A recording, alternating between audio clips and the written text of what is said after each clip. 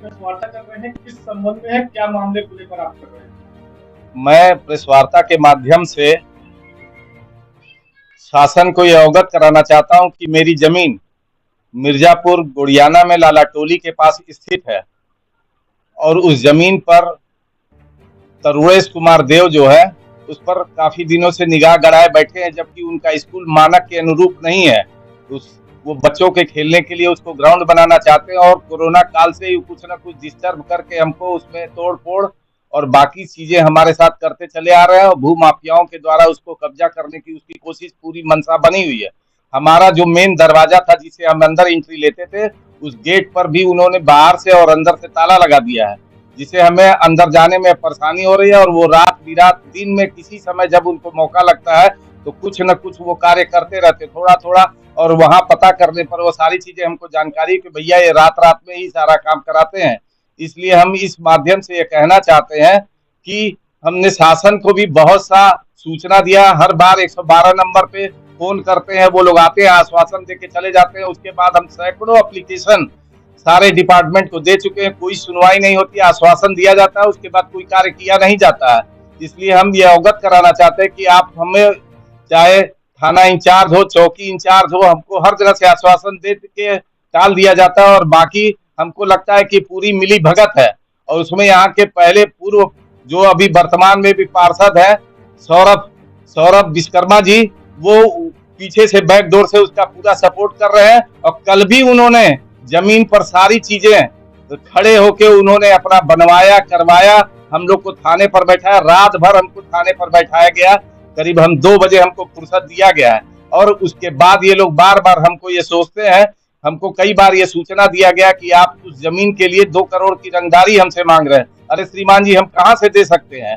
उस 2 करोड़ के लिए बार बार हमको प्रताड़ित किया जा रहा है, मारने की धमकी दी जा रही है कि अगर इस तरीके का कोई काम करोगे तो हम जान माल से मारने की धमकी दे देंगे। मेरा एक छोटा सा परिवार है, इन बच्चों के लिए हम क्या करेंगे? इन तरीके के हमको कोशिश, आप लोग न्याय से हमको कोशिश है, हमारे सारे कागज एथेंटिक पेपर है, अगले से कहीं मांगा जा रहा है, वो कहीं भी अपना एथेंटिक पेपर नहीं दिखा पा रहे हैं। मेरे पास लोअर कोर्ट से लेकर हाई कोर्ट तक की सारी डिग्री है। उसके बाद इन्होंने स्टे लिया था, स्टे भी उनका वेकेट कर गया है।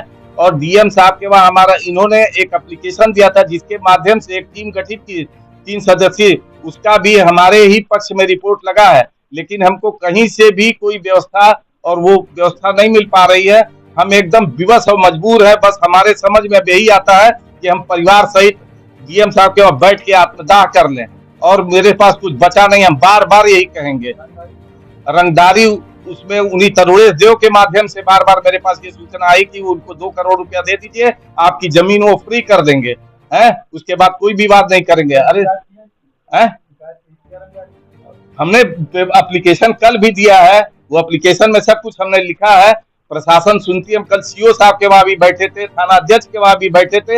हमको सारी बात, उससे कागज मांगा जा रहा है, वो कागज नहीं देता है, वो और नहीं तो उल्टा ही कहता है कि हम मतलब आत्महत्या कर लेंगे, सुसाइड कर लेंगे, और बाकी जो चीजें हैं, और एक नोट भी लिख के जाएंगे आप लोगों के खिलाफ। ये सब धमकी हमेशा देता है। प्रशासन उससे डर जाती है, कुछ कहती सुनती नहीं है, हमको भी टाल के आगे बढ़ा देती है। उसको बैठाया नहीं, जो उससे कल उसे फिर फुर्सत मांग लिया, जाके अपना फिर काम करा रहा है। अब बताइए हम क्या कर सकते हैं? हम एक सीनियर सिटीजन है, हमको वहां कोई जब व्यवस्था, हम क्या कर सकते हैं? हम मार झगड़ा लड़ाई तो कर नहीं सकते। अरे हम शासन की ही मदद चाहते हैं, जो हमारे साथ जो सही है उसके साथ वो लोग खड़े हों, न्याय करें। हम तो सीएम साहब का यहाँ इतना सम्मान करते हैं, हम इतना खुश रहते हैं उनसे। कारण क्या है कि उन्होंने जो काम जो इस समय कर रहे हैं, सबको न्याय मिल रहा है। तो मेरी भी बात सुनी जाए, मेरी भी बात सुनी जाए और मेरी बात मानी जाए और कागज देखा जाए। हम कुछ हमारे शब्दों पर विश्वास न करके, मेन चीज है कागज को देख के सारा कुछ एकदम क्लियर किया जाए, किसका कागज सही, अगर वो देखा जाए, अगले से मांगा जाए कागज, हमसे भी कागज लिया जाए, उस पर संज्ञान में लेकर हमारे साथ उचित निर्णय होना चाहिए। हम बार बार यही बात कर रहे हैं, यही गुहार लगा रहे हैं। अब मेरे पास कोई विकल्प अवशेष नहीं रह गया है। अब हमको सिर्फ एक ही रास्ता नजर आता है कि हम आत्महत्या कर लें, काम खत्म कर लें, उसके बाद कोई विवाद नहीं रह जाएगा। हम बार बार हम इतना दुखित और पीड़ित हो गए, जान लीजिए मेरी आत्मा रो रही है, इतना रो रही है कि जान लीजिए मुंह से केवल बददुआ उन लोगों के लिए निकलता है। लेकिन मैं विवश हूँ, क्या कर सकता हूँ।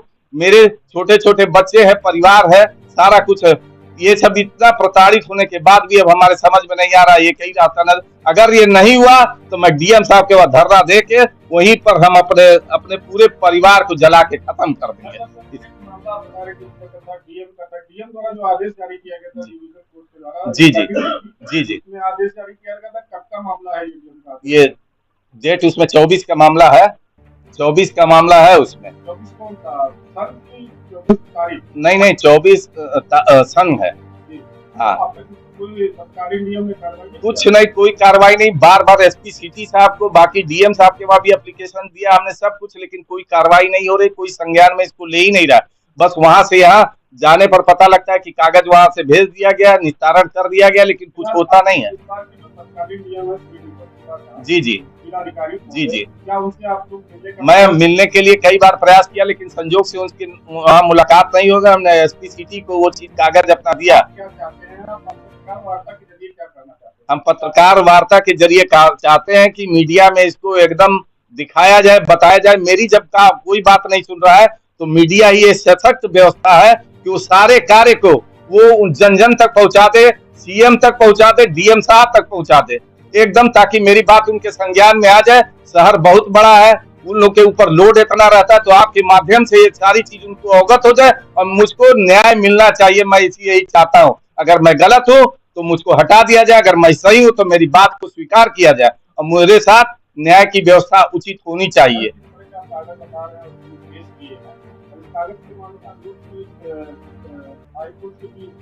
हाँ, हाई कोर्ट से भी मेरा उन्होंने स्टे लिया था, स्टे भी वेकेट। वो केवल बस मुकदमा कर करके इसको लिंगरिंग कर रहे हैं और कुछ काम नहीं उनके पास। उनके पास अगर कोई पेपर हो तो वो दिखावे, जहां कहें जैसे कहें, सारे अधिकारियों के साथ मैं खड़ा हूँ, वो साथ वो भी संज्ञान में लावे, हम भी संज्ञान में लावे।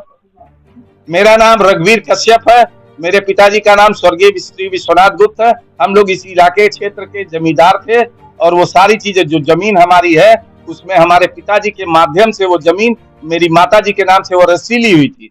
उस रजिस्ट्री के अलावा भी संक्रमणी भूमि धरी थी, उस जमींदारी क्षेत्र से वो हमको मिला हुआ था। सब एक ही बाउंड्री के अंतर्गत है, सब कुछ। वहां के जो पुराने बासिंदे, उनसे एक एक चीज पूछा जाए, जाना जाए, वो सब कुछ बताने में सक्षम है। हम तो ये कहते हैं मेरी बात न सुन के वहां उस इलाके में जो लोग हैं उनकी बात सुनी जाए, और उनकी बात को ध्यान में देकर आपको खुद ही पता लग जाएगा कि क्या सही है क्या गलत है।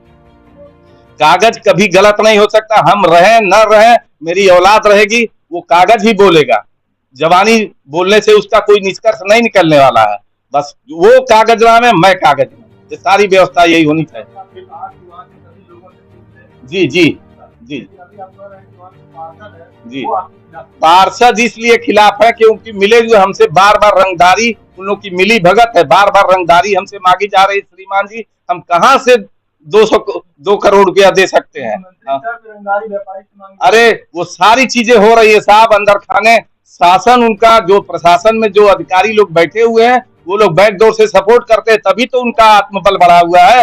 वो लोग सारा यही कार्य कर रहे हैं।